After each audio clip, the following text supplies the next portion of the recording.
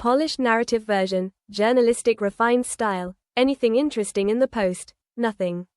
Just junk. Always junk. Enough to make you consider swapping the letterbox for a shredder.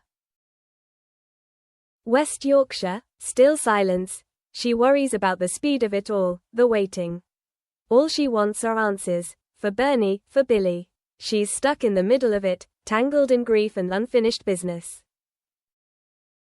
There's advice, given quietly, almost casually. Patch things up with your missus while you still can. A half smile.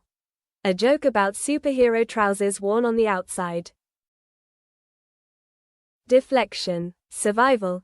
Later, a phone call cuts through the morning. 4 o'clock. Collecting the rest of his things. Quick in, quick out.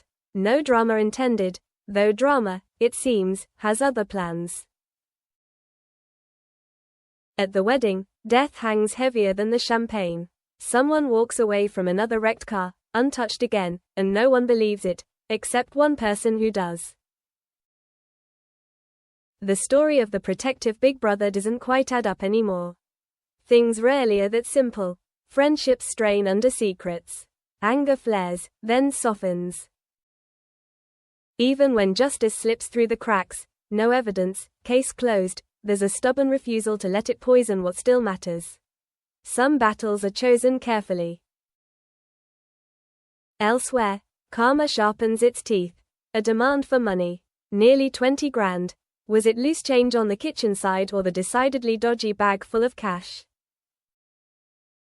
The answer lands like a slap. The money's gone. Invested, in debts cleared, and the rest donated to hospice care. Dirty money put to good use. Vindictive, maybe.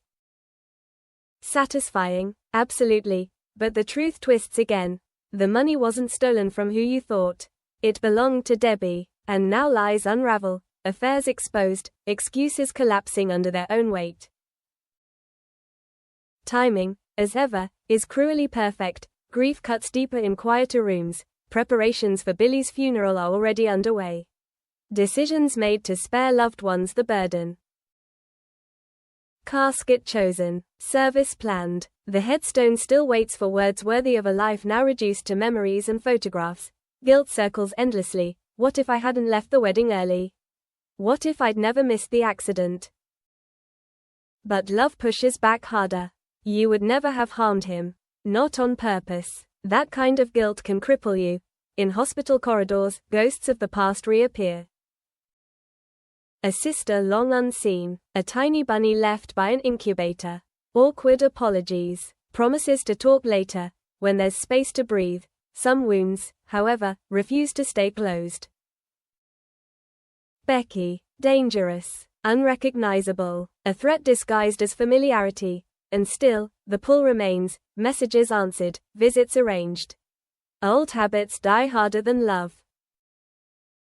At the wake, forgiveness and fury sit side by side. Billy would have forgiven. That's what everyone says. He always looked out for others. It's what made him who he was, and what ultimately cost him everything. Not all reckonings wait for the courts. Suspicions sharpen around missing money and crooked books. Evidence builds quietly. This time, there will be no walking away. And then comes the confrontation, raw, venomous, final. You chose a stranger over your own family. You tried to destroy everything happy in my life. Threats spill out, calculated and cruel. Accessories. Mortgages paid too fast. Questions deliberately unasked. In the end, it will be a jury who decides, ignorance or complicity. Stupidity or intent. And when the verdict comes, no one will leave untouched. The food in prison, she says lightly, is supposed to be quite good. The silence that follows is anything but.